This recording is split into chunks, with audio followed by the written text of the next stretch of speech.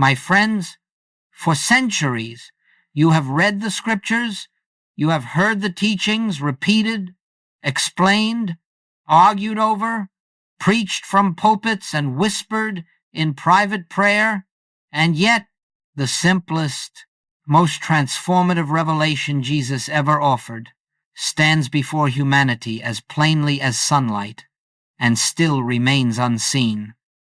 There is a truth so close, so obvious, so deeply woven into the fabric of your being that the mind passes it by without recognition, a truth so simple that the intellect dismisses it, and yet so profound that the entire spiritual life depends upon it.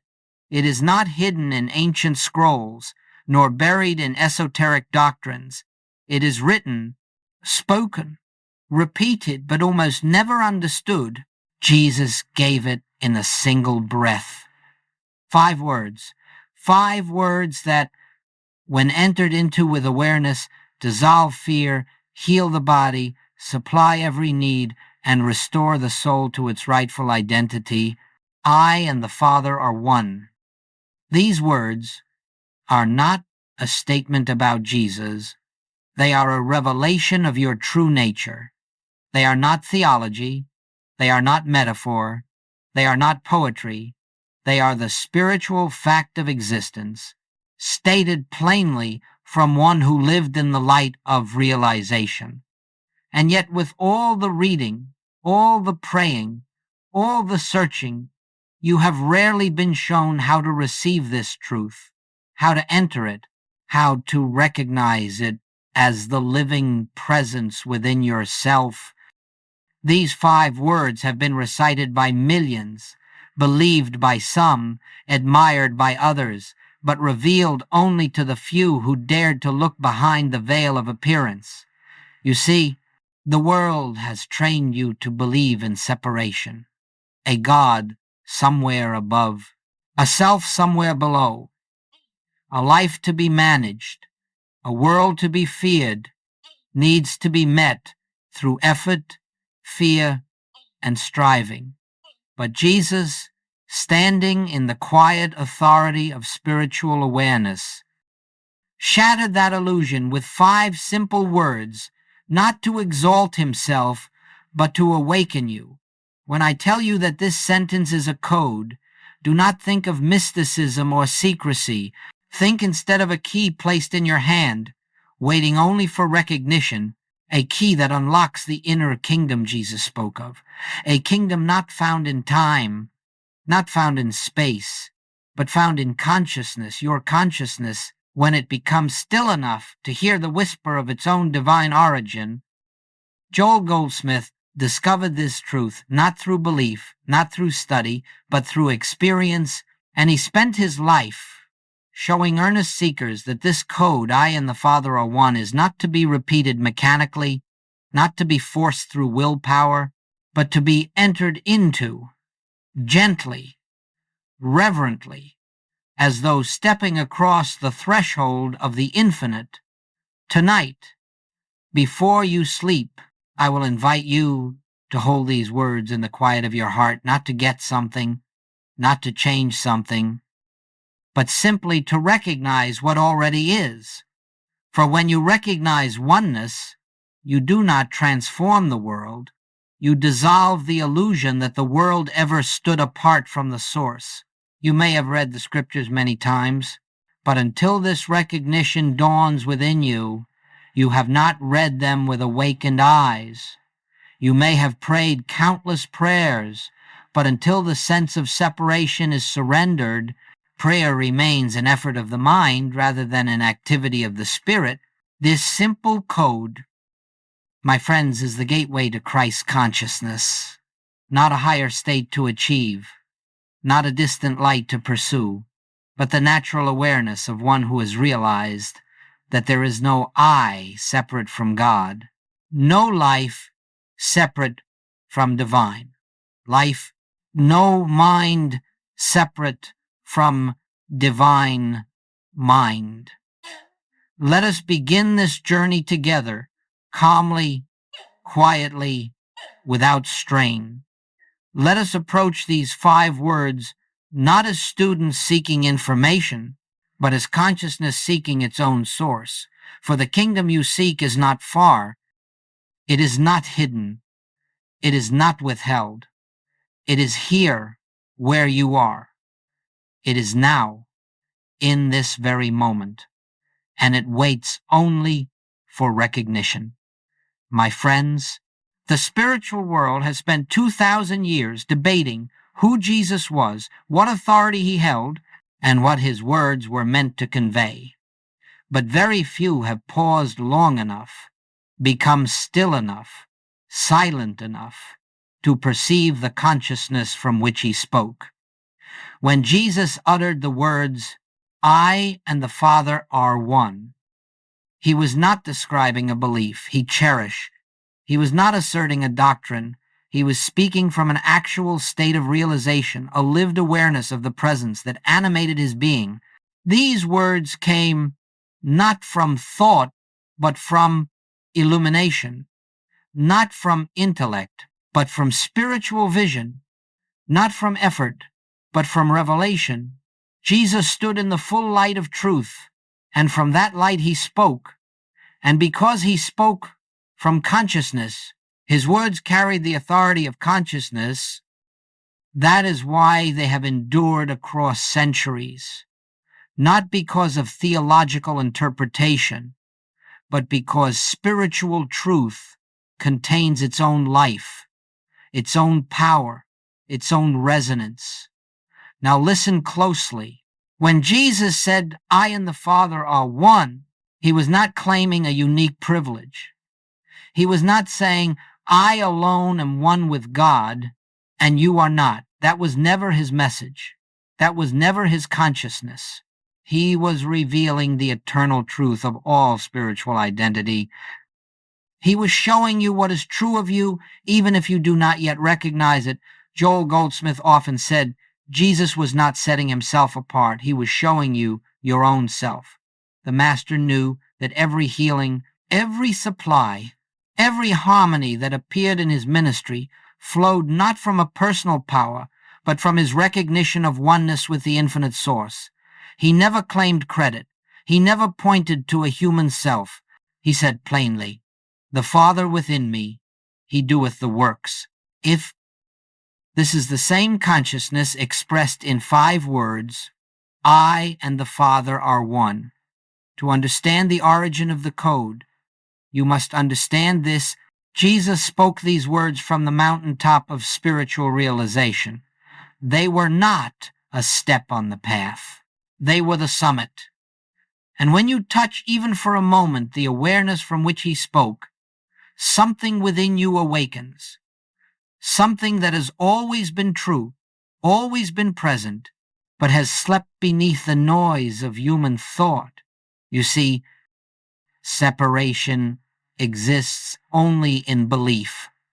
Oneness exists in reality. Jesus did not create oneness. He recognized it. And in that recognition, the world of appearances lost its authority. The storm could not threaten him. Disease could not bind him. Lack could not frighten him. Death itself could not hold him. Why? Because he lived from the awareness of the invisible presence that governs all visible form. Joel Goldsmith taught that Jesus' secret was not supernatural ability, but spiritual identity. The Master saw the universe not as a collection of separate forces, but as an expression of one life, one intelligence, one substance. And so when he spoke those 5 words, he spoke them from the only place where they have meaning, conscious union with God. This is why the phrase is powerless when repeated by the mind, yet infinitely powerful when recognized by the heart. The words are a door, but the consciousness behind them is the kingdom. And so, my friends, tonight, when you rest in these words, you will not be repeating a historical statement. You will be touching the same consciousness from which Jesus spoke. You will be returning to the origin not of the phrase, but of your being, For the truth he revealed is the truth of every soul. I and the Father are one. This is not a future attainment. It is not a reward for spiritual growth. It is not a condition to be earned. It is the eternal fact of your existence, waiting for you to awaken to it. And this awakening begins with recognition. My friends, we have taken sacred words and turned them into habits. We have taken revelation and turned it into recitation. We have taken the living truth of spiritual identity and reduced it to phrases repeated without consciousness. But a truth repeated is not a truth realized. A truth memorized is not a truth awakened. A truth spoken from the mind is not the same as a truth known in the heart. And so Joel Goldsmith, standing within the same stream of spiritual insight that moved through the Master's consciousness, said something very few were able to understand. You cannot make truth true. Truth already is. You see, my friends, most people treat spiritual statements as affirmations, tools for convincing themselves, persuading themselves, or reshaping reality according to personal desire. But the infinite way does not work in that realm at all. When Jesus said, I and the Father are one, he was not affirming. He was recognizing. Affirmation belongs to the human mind. Recognition belongs to spiritual consciousness. Affirmation tries to make something happen. Recognition reveals what already is. Affirmation begins with separation and attempts to build a bridge. Recognition begins with oneness and rests in it. So when you take these 5 words and attempt to use them as a mantra, as a device to get healing, or supply, or peace, you have already stepped away from the consciousness that gave them life. You have turned a revelation into a tool for personal improvement. You have slipped unconsciously into seeking second. As Joel would say, listen carefully, for this is the turning point. Truth does not respond to effort. It reveals itself to awareness. And so Joel Goldsmith urged his students, do not repeat these words mechanically. Do not attempt to believe them. Do not try to force your mind into agreement. Instead, be still, rest, listen. Let the words open a space within you. For the power is not in the syllables. The power is in the consciousness behind them. If you take the phrase, I and the Father are one, and repeat it 100 times, it will mean nothing. But if you sit quietly, gently, reverently, and let the inner meaning dawn, even for a breath, even for a moment, you have touched eternity. You have felt the presence. You have recognized the truth of being. Joel would often say, one moment of true awareness is more powerful than hours of meditation performed by the mind, because spiritual truth is not something you create. It is not something you manufacture. It is not something you achieve. It is something you recognize. Let us make this clear. Recognition is not concentration. Recognition is not willpower. Recognition is not effort. Recognition is surrender. Recognition is openness. Recognition is the dissolving of the personal sense of I. When the personal I surrenders, even slightly, the divine I, the infinite identity, reveals itself. And in that revelation, the words I and the Father are one become alive. They stop being a phrase, and they become your state of consciousness. This is why Joel called this approach radical, because it bypasses the mind entirely. It bypasses technique. It bypasses striving. It bypasses the ego's desire to use truth as a tool. It leaves only presence, only awareness, only the silent recognition of what has always been true. When you speak these words tonight, Do not speak them outwardly. Do not say them as though they are addressed to the universe. Do not direct them toward a God beyond the skies. Simply rest in them as though sinking into the truth of your own being. Say them without saying. Hear them without sound. Know them without thought. Let the words reveal themselves. Let the truth find you. Let the recognition rise of its own accord.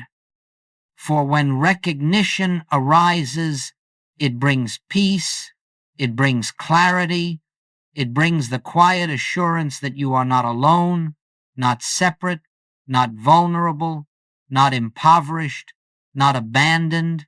You are one with the source, not by effort, not by achievement, not by belief, by truth itself. And truth needs only to be recognized. My beloved friends, when the Master declared, "I and the Father are one," he was not speaking poetry. He was describing the structure of reality itself, the invisible relationship that governs all visible experience. And until you understand this relationship, until it becomes your own lived awareness, you will continue to struggle with the problems of the world as though they possess power, as though they possess cause, as though they possess reality. Now, listen, and listen deeply. Every material problem, every fear, every disease, every lack, every conflict arises from one root, the belief that you stand separate from the source of life. Separation is the only illusion mankind has ever suffered. Separation is the only cause of anxiety, the only cause of insufficiency, the only cause of spiritual darkness.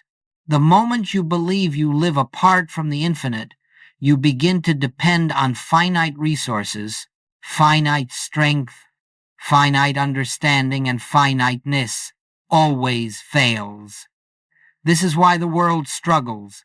Not because it is bad, not because it is fallen, but because it is believed to be separate. The human mind looks at a problem, whether it be debt or illness or fear, and immediately concludes, something out there must change. It seeks to fix the outer world. It seeks to rearrange matter.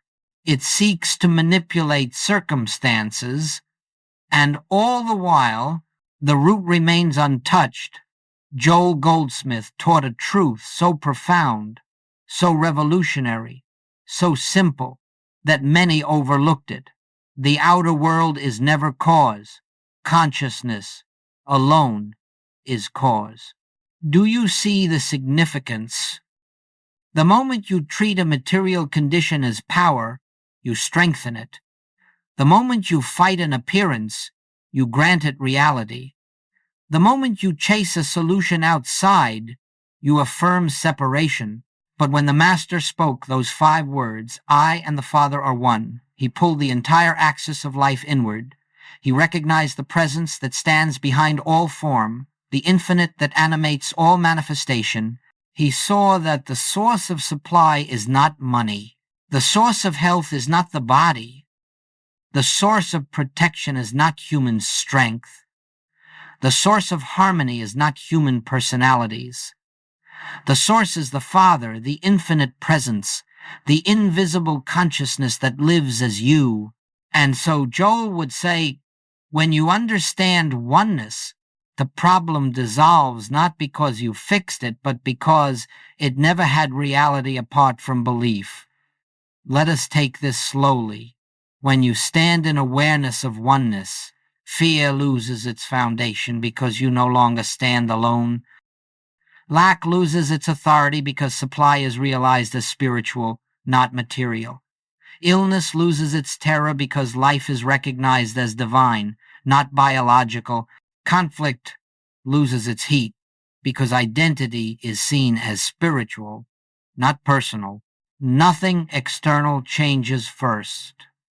Consciousness changes. And because consciousness is cause, the world reflects that change. This, my friends, is the spiritual law Jesus lived by. He did not heal by manipulating matter. He did not create supply by controlling conditions. He did not calm storms by overpowering nature.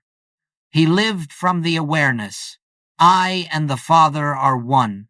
Therefore nothing can oppose me. Nothing can threaten me. Nothing can separate me from the infinite. This awareness, this recognition, neutralizes the world's claims of power. And when the claim is neutralized, harmony appears of its own accord. Joel Goldsmith used to say that the moment you recognize oneness, the problem begins to dissolve, not because you have solved it, but because you have withdrawn the only thing that sustained it, the belief in separation. When you are one with the Father, supply flows naturally. Guidance comes effortlessly. The body responds to truth. Relationships soften and heal. Fear fades like mist in sunlight, not through effort, not through striving, not through will, through recognition. This is why the 5-word code is so powerful. Not as a statement, but as a state of consciousness.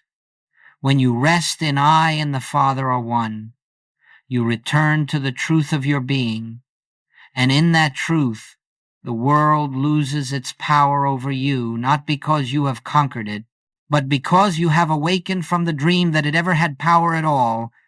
This is the inner mechanics of oneness. This is the invisible law behind harmony. This is the secret Jesus lived, and the truth Joel revealed. Oneness dissolves problems because oneness dissolves the illusion that gave birth to them. When you remember this, your entire life begins to shift, not bit by bit, but at the root, my friends. If you have listened with an open heart, you have already begun to feel it, the hush of something deeper, the nearness of something sacred, the subtle stirring of a presence that does not come from the world, but from within you. And so now, let us prepare for the practice that Jesus himself offered, and that Joel Goldsmith devoted his life to opening for all who sought truth sincerely. This practice is not a ritual, not a technique, not an exercise in concentration. It is a return, a homecoming, a remembrance. You will enter it tonight before you sleep, because the moments before sleep are among the most spiritually receptive moments of your day. The body grows quiet, the mind relaxes, the habitual resistance begins to loosen, the surface thoughts begin to fall away, and in that inward softening, consciousness becomes tender, open, receptive to truth. This is why Joel often encouraged his students, fall asleep in truth, not in fear, for the state in which you drift into rest imprints itself upon your consciousness, shaping the tone of the inner life. And so tonight we begin gently. There is nothing to achieve, nothing to force, nothing to make happen. You simply become still. Find a place where you can sit or lie down without hurry. Let your hands rest. Let your breath settle. Let the concerns of the day fall from your shoulders. Do not try to silence the mind. Do not push thoughts away. Do not make effort. The presence does not enter because you make room for it. It is already here. Now, when you feel even a small measure of quietness, when the pace of the mind softens just a little, bring the sacred code into your awareness, not as affirmation, not as command, not as repetition. Bring it into your consciousness as a whisper of truth. I and the Father are one. Speak it inwardly. Once, then become still. Let the words hang there. like incense rising into silence. Feel the sense of I, not the personal I, not the I of history and memory, not the I of fear or desire. Feel the pure awareness that exists before thought your own being aware of itself. Then gently acknowledge the Father, not a God outside, not a deity above, but the infinite presence, the life that breathes you, the intelligence that sustains you, the love that has never once left you. And then, softly, allow the final phrase to open within you, are one. Do not think about it. Do not try to believe it. Do not analyze its meaning. Just let it rest in you. Let it unfold. Let it reveal itself. If thoughts arise, let them pass like birds crossing the sky. If emotions rise, let them be.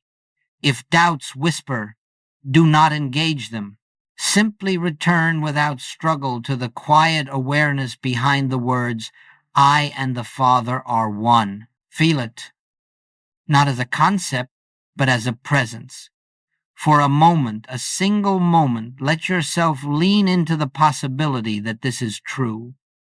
Let yourself feel even faintly the reality that these words describe what you already are. And then, my friends, do nothing more. Do not attempt to go deeper.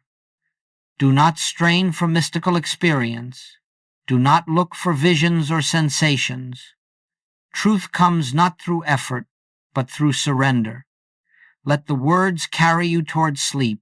Let them dissolve the day's concerns. Let them wrap you in the assurance that you are not separate, not alone, not cut off from the infinite. Fall asleep tonight in the awareness, even if delicate, even if subtle, that the very presence that breathed life into Jesus breathes life into you. There is no distance to cross, no separation to heal, no barrier to overcome. You are one. You have always been one. You will forever be one. And when you rest in this, even for a breath, the kingdom begins to reveal itself. This is the practice. Simple, quiet, transformative, not because you made anything happen, but because you stopped interfering with what already is. Tonight, let the code work on you. Let it awaken what has long slept. Let it dissolve the walls the mind has built. Let it return you to the truth of your being.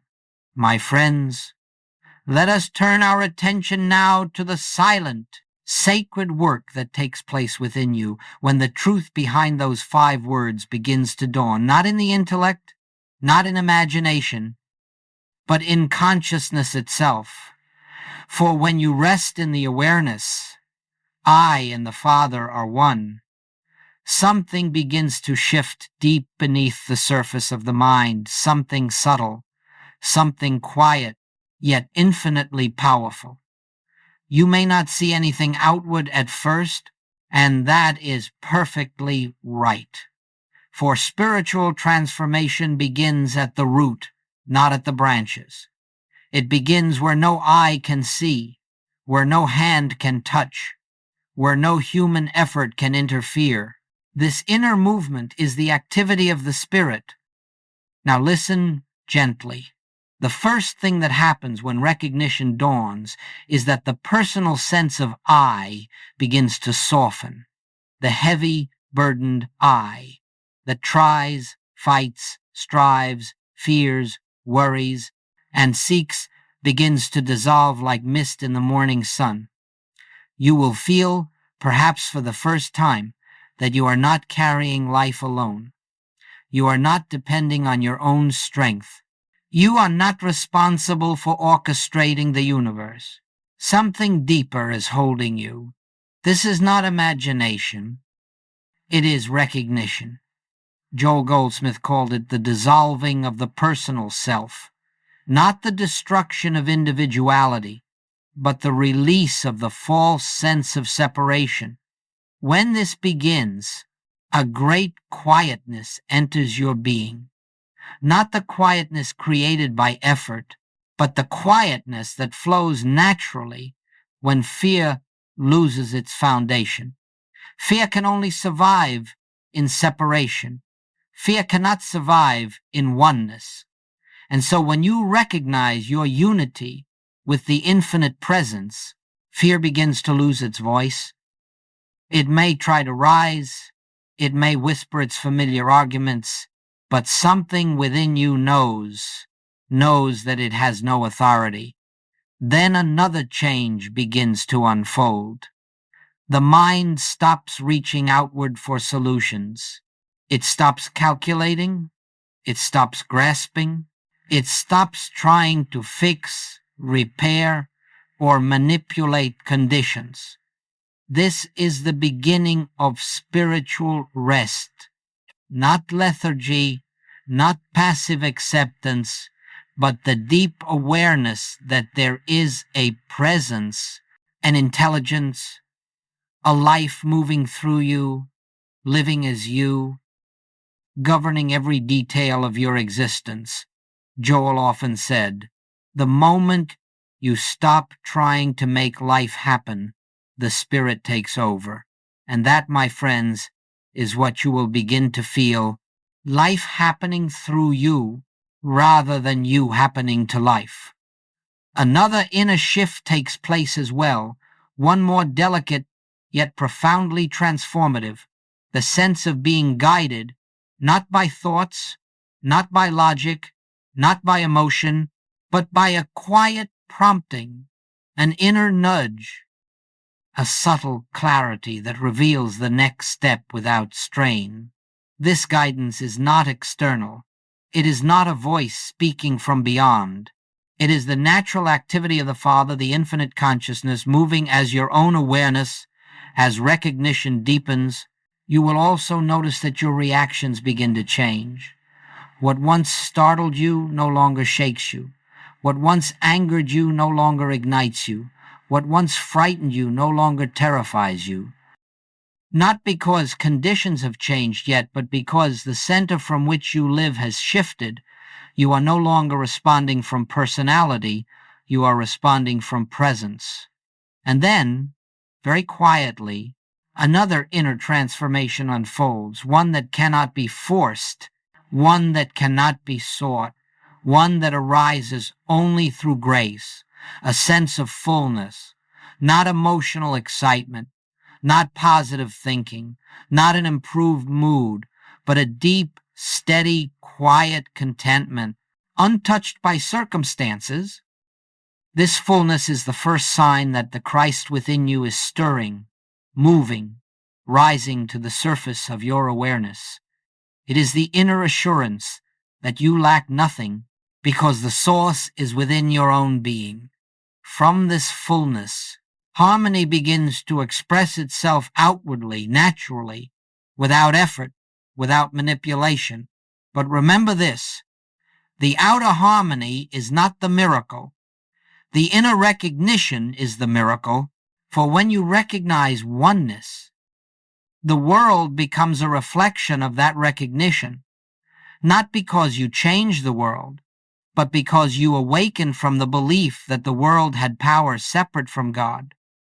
This quiet, powerful inner unfolding is what happens when the code is realized, not repeated, not memorized, not affirmed, recognized. And recognition, my friends, is the true foundation of spiritual transformation. My dear friends, before we move deeper, we must pause and shine light on a tender truth, one that Joel Goldsmith spoke often and always with compassion. Most people never experience the power behind the words, I and the Father are one, because they approach it from the wrong level of consciousness.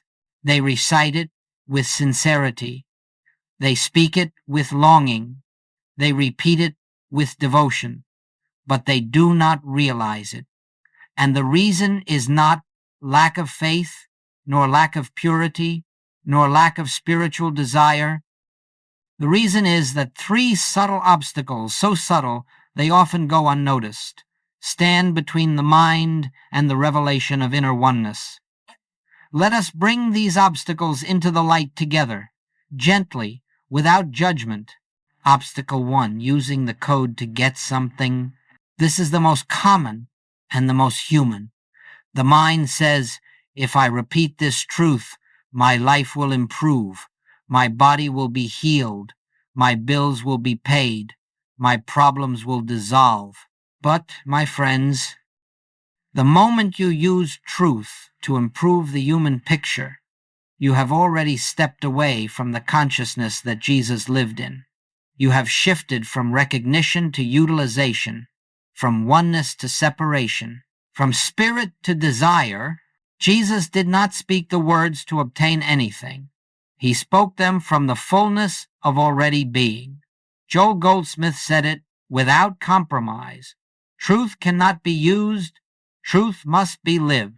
When you take these 5 words and try to make them a tool, the personal I, the one that wants, fears, and grasps, steps forward, and where the personal I stands, the Christ cannot be recognized.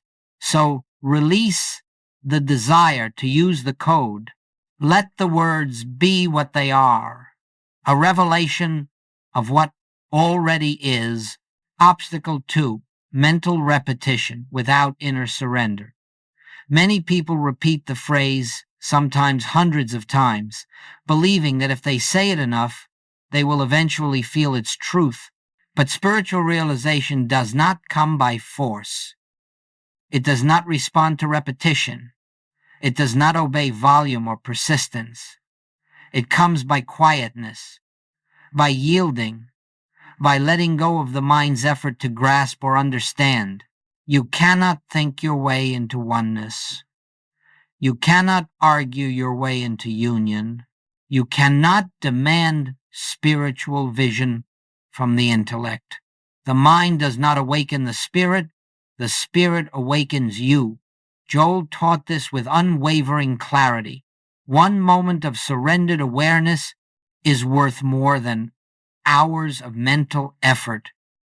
So if you find yourself repeating the words anxiously, mechanically, nervously, stop, become still, breathe once, and let the words sink inward, not outward. Let the truth reveal itself.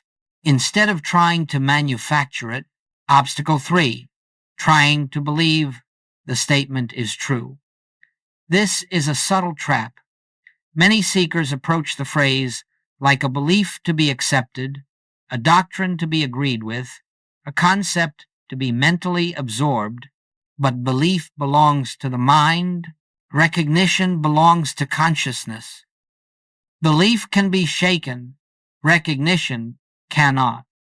Belief fluctuates with circumstances, recognition stands immovable. Belief requires effort, recognition is effortless.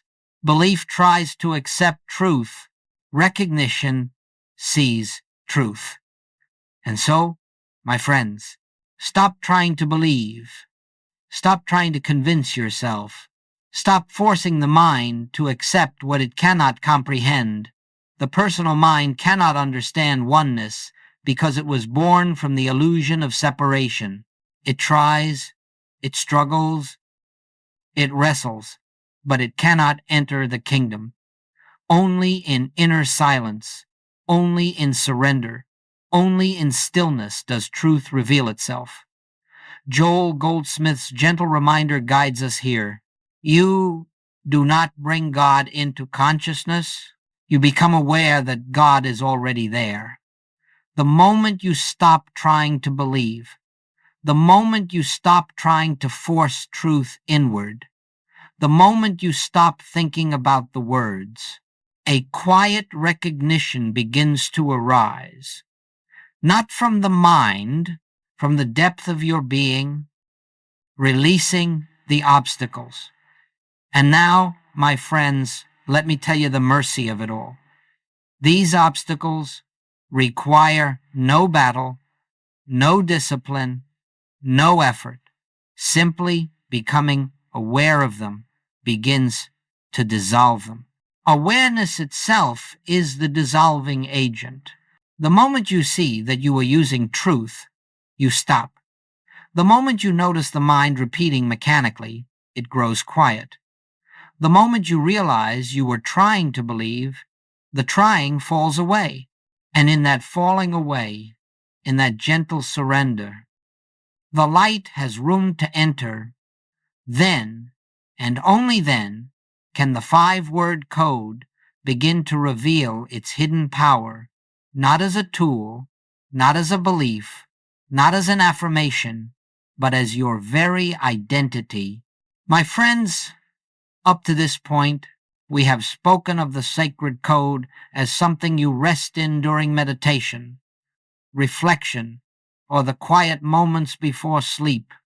But now we come to the heart of the infinite way, the living of truth, the embodiment of awareness, the practice of presence in the moments that seem least spiritual.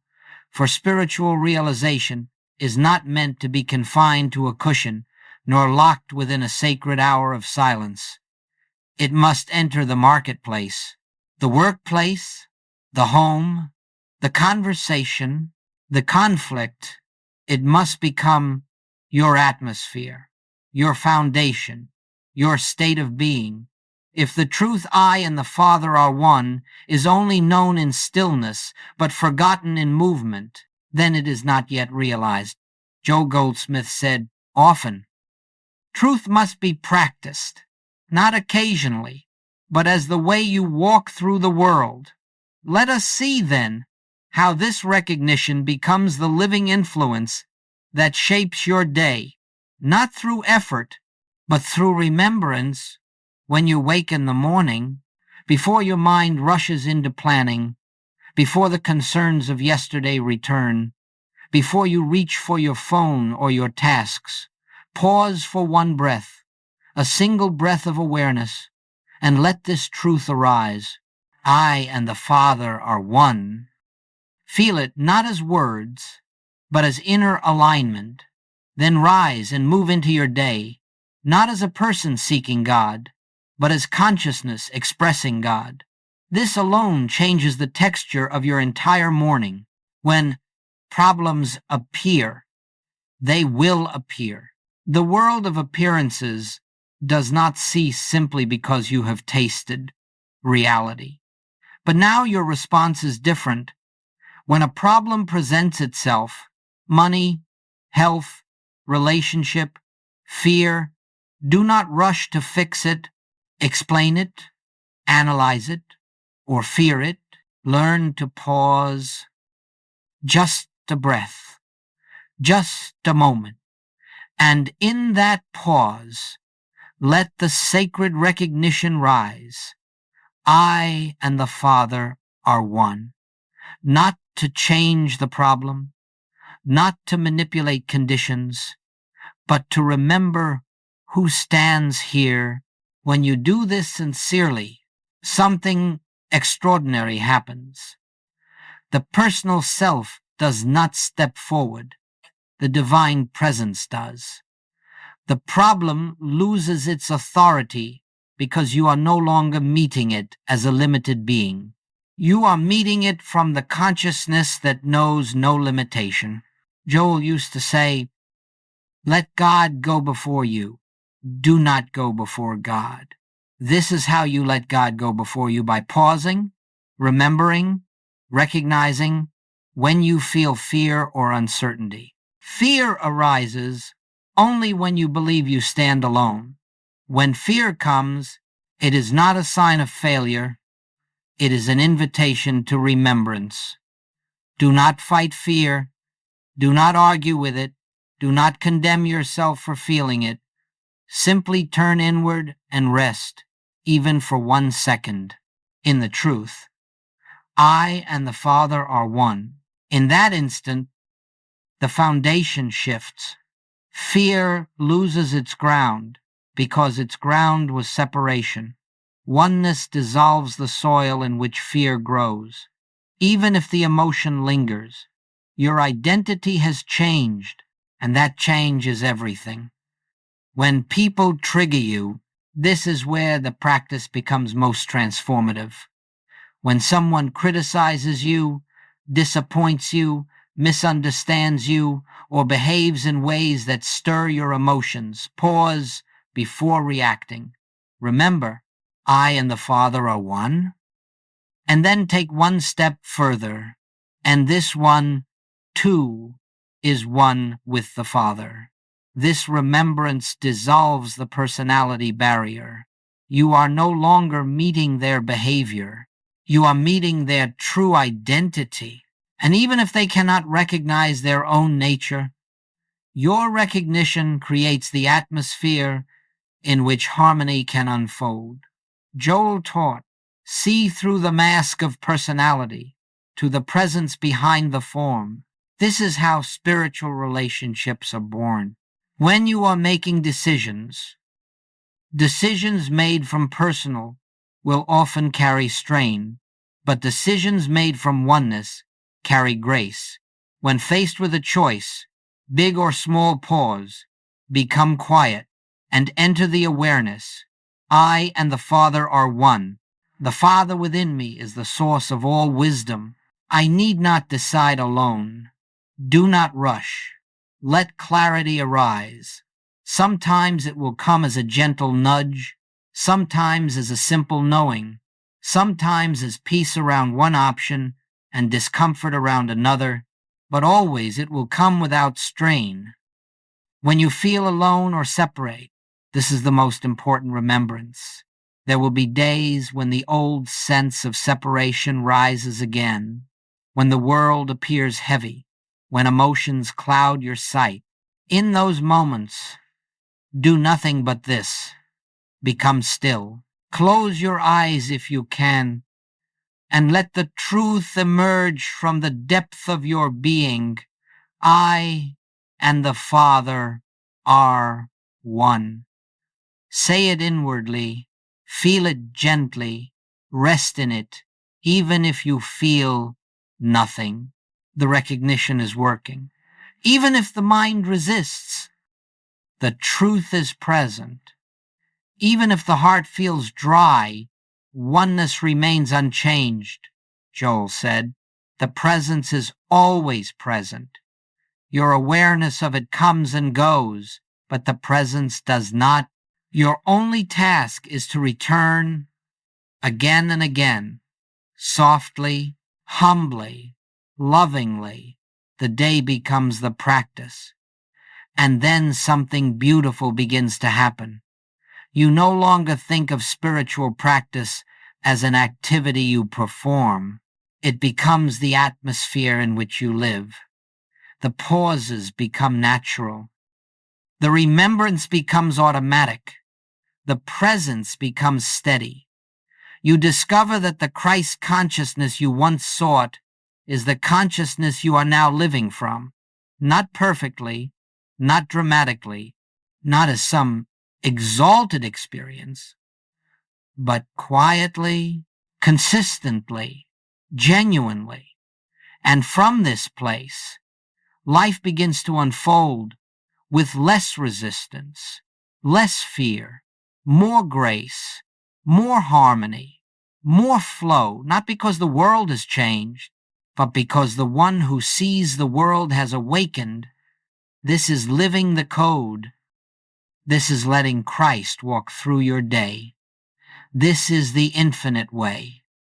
My beloved friends, we have walked together through a sacred remembrance, not a new teaching, not a modern idea, not a mystical novelty, but the timeless reality Jesus lived and Joel devoted his life to revealing.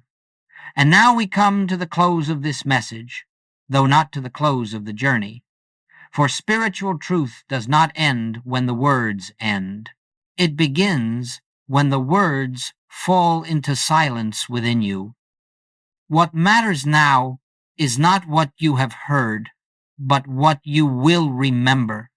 Not what you understand intellectually, but what you are willing to rest in.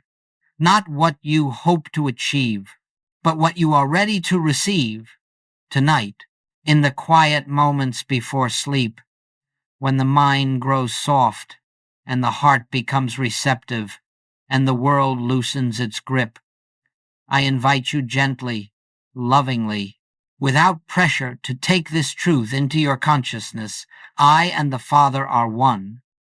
Do not repeat it as affirmation. Do not recite it as protection. Do not force it as belief. Let it arise in you like a whisper from your own soul. Let it settle like a feather landing on still water. Let it open like a flower blooming in darkness without making a sound. You do not have to feel anything. You do not have to enter a mystical state. You do not have to silence the mind or calm the emotions. Simply notice the awareness behind the words. Notice the gentle presence that has been listening to this message the entire time. Notice the stillness beneath all thought. That stillness is the Father. That awareness is the Christ.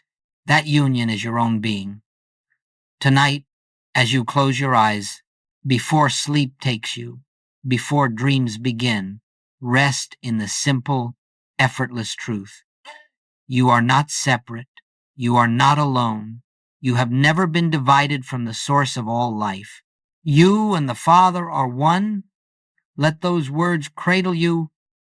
Let them carry you inward. Let them dissolve the day's weight. Let them reveal the presence that has always been waiting for your recognition. And if you drift into sleep with even the faintest awareness of this oneness, your night will be different. Your rest will be deeper. Your consciousness will be more open to the activity of spirit. For the moment you surrender into the truth begins to live you.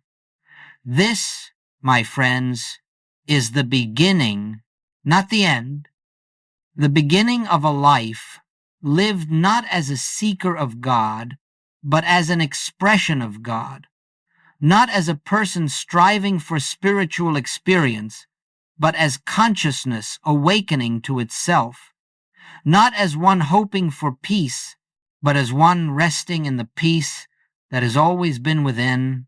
And so I leave you with this quiet blessing. May the presence that breathes you be recognized by you. May the light within you become the light you live from. May the truth spoken by Jesus become the truth realized in you. I and the Father are one. Go into tonight's silence with this awareness. Let it follow you into sleep. Let it rise with you in the morning. Let it walk with you through your day. And in time, gently, quietly, inevitably, it will become the consciousness you live from and the life that lives through you. Peace be with you.